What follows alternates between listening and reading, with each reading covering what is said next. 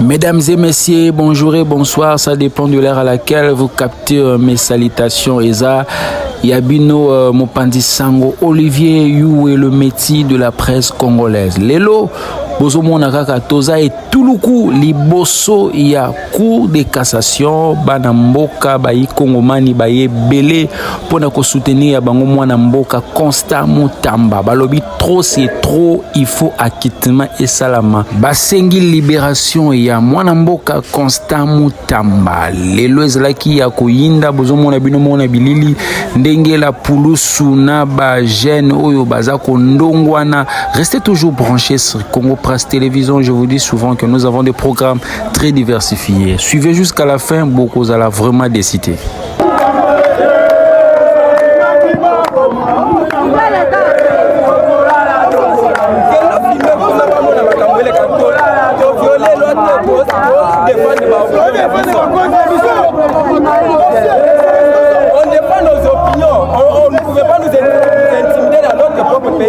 Nous n'avons pas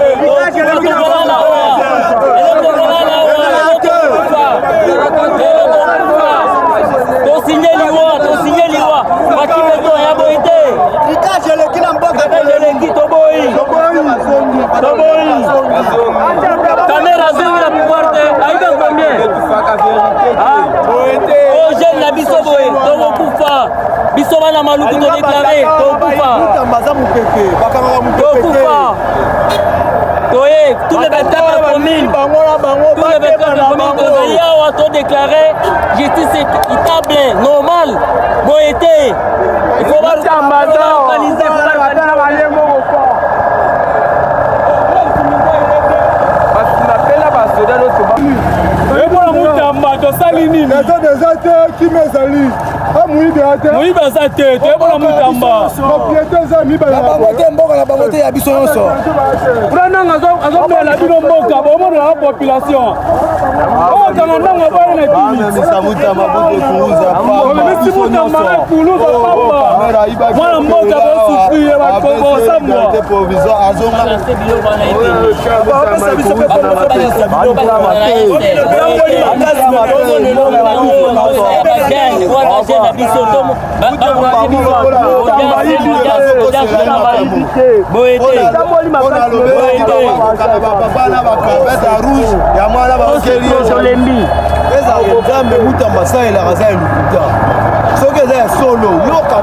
Atana makala tokolu dominisaya atana makala vonde bongama osagana biso bongama vonde oyibi na France oyibi yango tolandela papa mukolo tolembi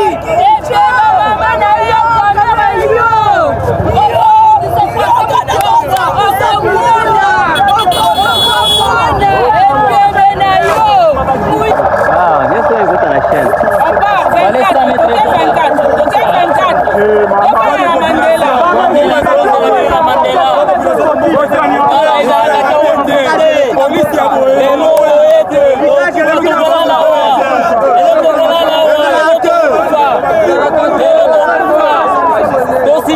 liwa tosinye liwa bakimeto ya boite Ricage le kina mboka eleki toboyi